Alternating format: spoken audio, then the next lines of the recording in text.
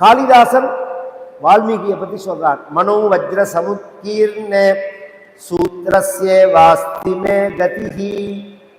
வால்மீகிங்கிறவர் கவச்சம் போட்டு நடுக்கடல்ல குதிச்சு நல் முத்த எடுத்துன்னு வந்து அதை ஷைனிங் பண்ணி அதை உடையாம ஹோல் போட்டவர். நாங்க அதுக்குள்ள போற நூல் மாதிரி, அதுக்குள்ள போற நூல் மாதிரி அப்படிங்கிறார். போஜன் இன்னொரு ஒரு வடி வேலை செய்ய சொன்னான். வால்மீகி அப்படிங்கிறவர் எது போல, நாங்கெல்லாம் எது போல அப்படின்னா, வால்மீகி கீத லகுபுங்கவ கீர்த்திலேசைஹி திருப்திம் கரோமி கதமபி அதுனா புதானா கங்காஜலைஹி புவி பகீரத யத்னலப்தைஹி கிம் தர்ப்பணம்ன விததாதி நரஹ் பித்ருனா. பகீரதன்னு ஒருத்தன் தன் முன்னோர்களை கரையேற்றுவதற்காக கங்கையை கொண்டு வந்தான் அப்படிங்கிறது கதை. பல புராணங்கள்ல இருக்கு, ராமாயணத்திலேயே இருக்கு. அசாதாரணமான ஒரு முயற்சி. இன்னைக்கும் கடுமையான முயற்சி பண்றவர்களுக்கு நாம் சொல்றது பகீரத பிரயத்தனம் அப்படின்னு சொல்றோம். ஏன்னா அவ்வளோ கஷ்டப்பட்டிருக்கான் இந்த கங்கையை கொண்டு வரதுக்கு. பிரம்மாவை குறிச்சு தவம் பண்ணி, சிவபெருமானை குறிச்சு தவம் பண்ணி, கங்கை குறிச்சு தவம் பண்ணி, திருப்பி சிவபெருமானை குறிச்சு, இப்படி மாத்தி மாத்தி எதுக்காக கங்கையை கொண்டு வந்தான்? 60,000 பேர்கள் சகரர்கள்னு பேர். கபில மகரிஷியினுடைய சாபத்தினால சாம்பலா போயிட்டார்கள். அவர்கள் கரையேறல, நல்ல கதி அடையல. அவர்கள் மேல கங்கை பட்டா அவர்கள் நல்ல கதி அடையவார்கள் அப்படின்னு பிரம்மா சொன்னதுனால அந்த கங்கையை கொண்டு வரதுக்கு அவ்வளோ கஷ்டப்பட்டான். பித்திருக்களை கரையேற்றுவதற்காக கங்கையை கொண்டு வந்தான். கஷ்டப்பட்டு கங்கையை கொண்டு வந்த பகீரதன் மாதிரி வால்மீகி அதே கங்கையில ராத்திரி கார்த்தால ஃப்ளைட்ல போய் காசியில இறங்கி தர்ப்பணத்தை பண்ணிட்டு சாயங்கால ஃப்ளைட்ல வரா மாதிரி நாம அதே கங்கை தான். கங்கையில ஒன்றும் மாற்றம் கிடையாது. அவன் எவ்வளோ கஷ்டப்பட்டு அந்த கங்கையை கொண்டு வந்தான்.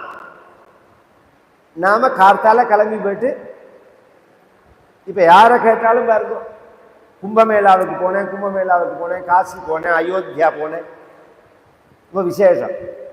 பொதுவாக ஒரு இன்ஃபர்மேஷன் சொல்லிட்டு போயிடுறேன். கும்பமேளாங்கிறது இன்னும் முடியல, அதான் விஷயம்.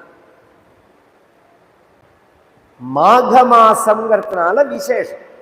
மாசி மாசம் இருக்கு, தை மாசம் அமாவாசைக்கு அப்புறம் மாசி மாச அமாவாசை பர்யந்தம் கங்கையில ஸ்நானம் பண்றது ரொம்ப விசேஷம். எப்படி ஐப்பசி மாசத்துல காவேரில ஸ்நானம் பண்றது விசேஷமோ அது மாதிரி ஐப்பசி மாசத்தோட முடிஞ்சு போயிட்டா என்ன காவேரில ஸ்நானம் பண்றது இல்லையே. ஐப்பசி மாசம்னா விசேஷம், ரொம்ப விசேஷம் கூட. அது மாதிரி அந்த ஒரு பீரியடு. இது இன்னும் ஜூன் மாசம் பர்யந்தம் இருக்கு கும்பமேளாங்கிறது. அதனால யாரெல்லாம் விட்டு போயிடுதோ மாமி சொல்றத கேட்டுட்டு கரெக்டா போய் ஸ்நானம் பண்ணிட்டு வந்துருங்க. விட்டு போனத விடாதீங்க. கும்பமேளாவே இப்ப போனா நம்ம நீட்டா இருக்கும், கூட்டம் குறைச்சலா இருக்கும், ஃப்ரீயா ஸ்நானம் பண்ணிட்டு வரலாம். என்னோட வீடியோல பார்த்து எல்லாம் சங்கல்பம் என்ன சொல்லணுங்கிறதையும் போட்டிருக்கேன். கும்பமேளாவே ஸ்நானம் பண்றதுக்கு நாம் என்ன சங்கல்பம் பண்ணணும் அப்படிங்கிறது. அன்னைக்கு திதிவார நட்சத்திரம் மட்டும் சொல்லிண்டா போறோம், முன்னாடி உள்ளதெல்லாம் அதுல இருக்கு. அந்த கங்கையில போய் நாம பிதர்களுக்கு தர்ப்பணம் பண்ணிட்டு வரா மாதிரி மற்றவர்கள் பண்ற ராமாயணம், பண்ணின ராமாயணம். இந்த வால்மீகிங்கிறவர் யார் அப்படின்னா பிருகு மகரிஷி. பிருகுருவை வாருமிகி வருணம் பிதரமுபசசாரா அதீதி பகவோ பிரம்மேதி தகும்ஹோ வாச்சா அப்படின்னு வேதம் சொல்றது. ஒரு சமயம் பிருகு மகரிஷி வருணனுக்கு பிள்ளையாக பிறந்தார் ஒரு காரணத்துக்காக. அதே பிருகு மகரிஷி இன்னொரு சமயம் வருணன் பிள்ளையா பிறந்த பிருகு மகரிஷி நாரதருடைய சாபத்தினால வால்மீகியா பிறந்தார். இவருக்கு பல வகையான கதைகள் சொன்னாலும் ஒரிஜினல் ஸ்கிரிப்ட் என்ன? உதாரணம், மார்க்கண்டேயனை யமதர்மராஜன் பிடிக்க வந்தான், பகவான் சிவபெருமான் காலால உதைச்சார் அப்படின்னு ஒரு கதை சொல்றோம். அந்த ஊர் எந்த ஊர்? திருக்கடையூர். அதான் இல்லை, அந்த ஊர் காசிதான். காசிதான் அந்த ஊர். அந்த பேரை நாம் இங்க வச்சுருக்கோம் இந்த க்ஷேத்திரங்களை நினைவுபடுத்துறதுக்காக. ஒரிஜினலா சில க்ஷேத்திரங்கள் உண்டு, அதை நாம இப்ப அந்த காலத்துல எல்லாம் தெய்வம்னு ஒண்ணு இருக்கும், அங்க நம்மளால போக முடியலன்னு ஒண்ணு அந்த மண்ணை எடுத்துன்னு வந்து இங்க கோவில் கட்டுவோமோ, அது மாதிரி பாண்டுரங்கன் கோவில் எல்லா இடத்துலயும் இருக்கு. ஆனா பாண்டுரங்கன் கோவில்னா எது? பன்றிபுரம் தான். அது மாதிரி ஒவ்வொரு சரித்திரத்துக்கும் ஒரிஜினாலிட்டி உண்டு. வால்மீகி சரித்திரத்தினுடைய ஒரிஜினாலிட்டி எதுன்னா ஸ்காந்த புராணத்துல இருக்கு.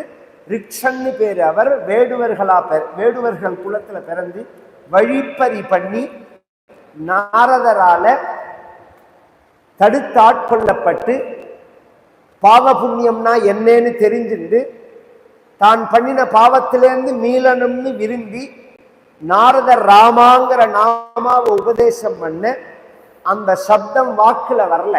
ஏன்னா ரா அப்படிங்கிறது அக்னி பீஜம். எழுத்தெல்லாம் இருக்கு பத்தியில, இதுக்கெல்லாம் ஒவ்வொரு தேவதை உண்டு. அந்த தேவதையோ அந்த கிரகமோ அந்த அதிதேவதைக்கோ நாம் சாபப்பட்டிருந்தோம்னா அந்த எழுத்து வாயில வராது. சில பேருக்கு க வராது, சில பேருக்கு த வராது, சில பேருக்கு ர வராது, சில பேருக்கு ழ வராது. அதான் பெரிய வயிற்றுல தமிழ்ல ஒரு எழுத்து ழ அப்படிங்கிறது. தமிழ்மா, தமிழ் வாழ்க அப்படின்பா. இவன் வாழ வைக்கிற லட்சணம் தான் தெரியறது. ழவே வராது. அதெல்லாம் வந்து அந்த அதுக்கு நடுப்புல சொல்றது இல்லையா, ஒரு நாக்குல தர்பையை போட்டு பொசுக்க.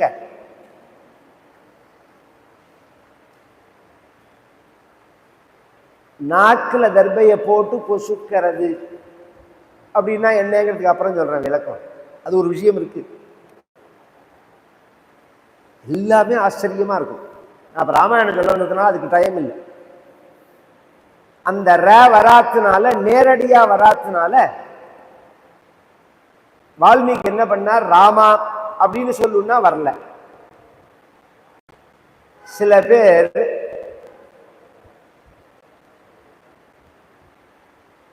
நேரடியா சொன்னா அந்த வார்த்தை வராது, மறைமுகமா சொன்னா வரும். அதனால அவருக்கு என்ன பண்ணினார், மரா அப்படின்னார்.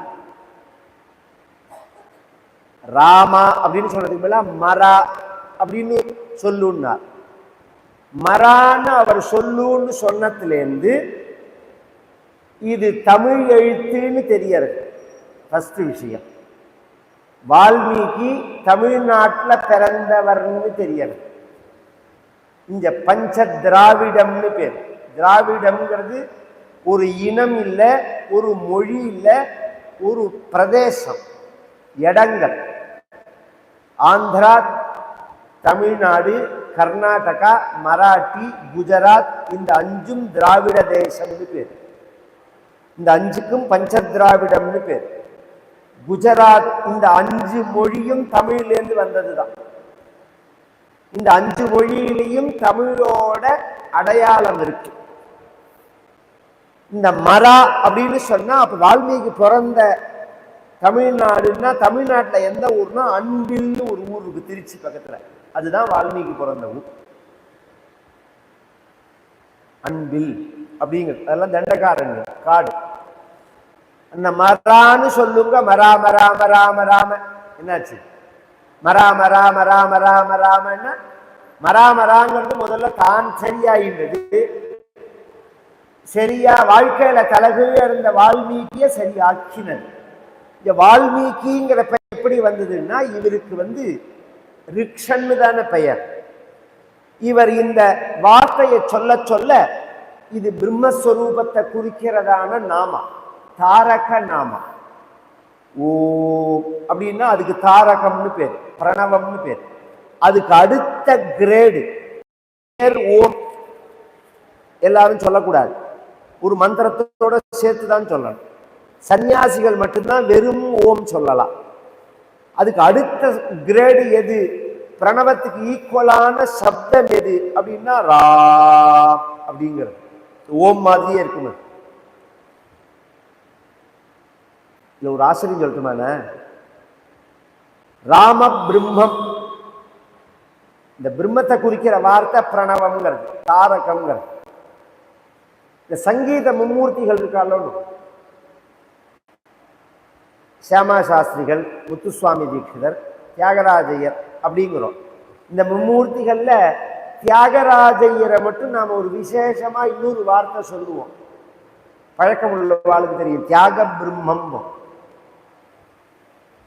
அது என்ன, தியாகராஜன் தானே அவருடைய பெயர், அது என்ன தியாக பிரம்மம் அப்படின்னா, இந்த பிரம்மஸ்வரூபமான ராமநாமாவை 100 கோடி ஜபம் பண்ணவர். 100 கோடி தன் வாழ்க்கையில ஜபம் பண்ணி அவரே பிரம்மஸ்வரூபமானதுனால தியாக பிரம்மங்கிறவர், பிரம்மத்தை குறிக்கிற வார்த்தை. இத ஜபம் பண்ண பண்ண பண்ண வால்மீகி அந்த பிரம்ம தியானத்துல முழுகிட, இவர் தவம் பண்ணின இடத்துல இவர் உடம்புல கரையான் புற்று வைக்க, சமஸ்கிருதத்துல கரையானுக்கு வல்மீகம்னு பெயர். வல்மீகம், அந்த கரையான் கீழேந்து மண்ணை கொண்டு அது வாயில உள்ள ஒரு கம்மை வச்சு பேஸ்ட் பண்ணி வைக்கும். அது மண்ணுல ரொம்ப குவாலிட்டியான மண். இந்த மண்ணை உடம்புல தடவிக்கிற பத்தியில வியாதி போறதுக்கு எந்த மண்ணை தடவிக்கிறோம்னா அந்த மண்ணை தான் தடவிக்கணும். அதுக்கு மேல் சுவாரஸ்யம் சொல்றேன், தோல் கேன்சர்லாம் போகும். அது கரையாம்புற்று மண்ணை தடவிண்டு அந்த மண்ணு பார்த்து ஒரு மண்டலம் 2 மாசம் 3 மாசம்லாம் எடுத்துன்னா தோல் டிசீஸ் எல்லாம் சரியா போயிடும். இதை நான் சொல்ற, ரிஷிகள் சொல்றா. இன்னும் உங்களுக்கு ஈஸியா புரியுற மாதிரி சொல்றேன். நம்ம மண்ணை எடுத்துன்னு ஒரு பூஜை பண்ணுவோம், வருஷா வருஷம் எல்லாரும் வீட்டுல பண்ணுவா. என்ன பூஜை? பிள்ளையார் சதுர்த்தி.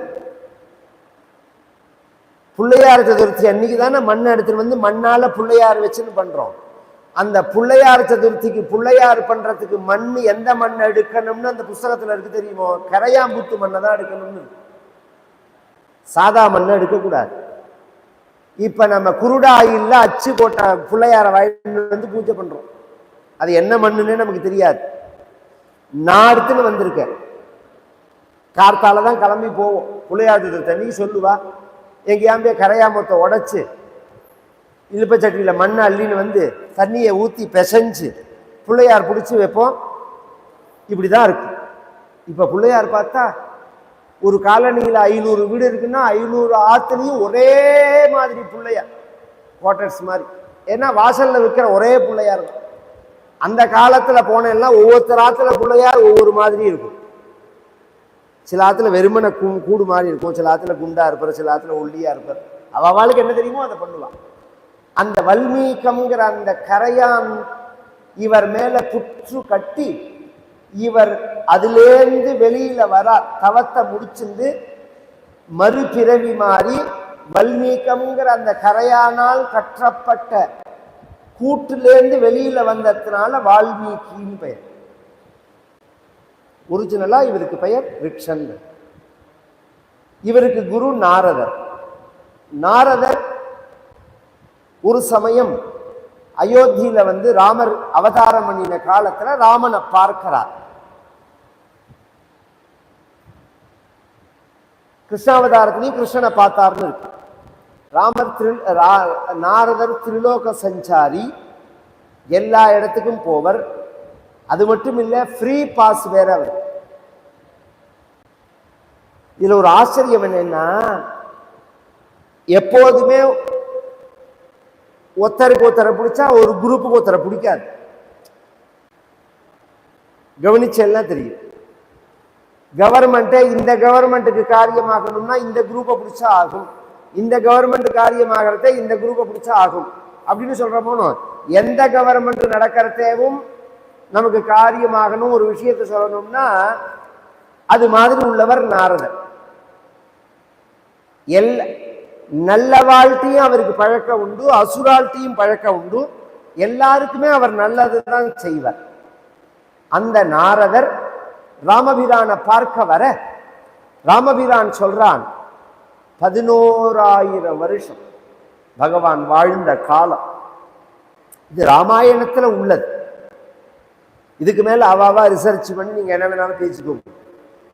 ராமாயணத்துல உள்ளது தசவருஷ சஹசிராணி தசவருஷ சதானிச்ச ராமோ ராஜ்யம் உபாசித்வா பிரம்மலோகம் பிரயாசியதி அப்படின்னு இருக்கு. 11,000 வருஷம் ராமன் இருந்தார் அப்படின்னு ராமாயணத்துல இருக்கு. இல்லை இந்த இடத்துல 11,000 வருஷத்தை குறிக்கிற வார்த்தைகள் நேர் 11,000 வருஷத்தை குறிக்கலன்னு சொன்னா பின்னாடி ராமாயணத்தை வருஷத்துல குறிக்கிற வார்த்தைகள்லாம் இருக்கு.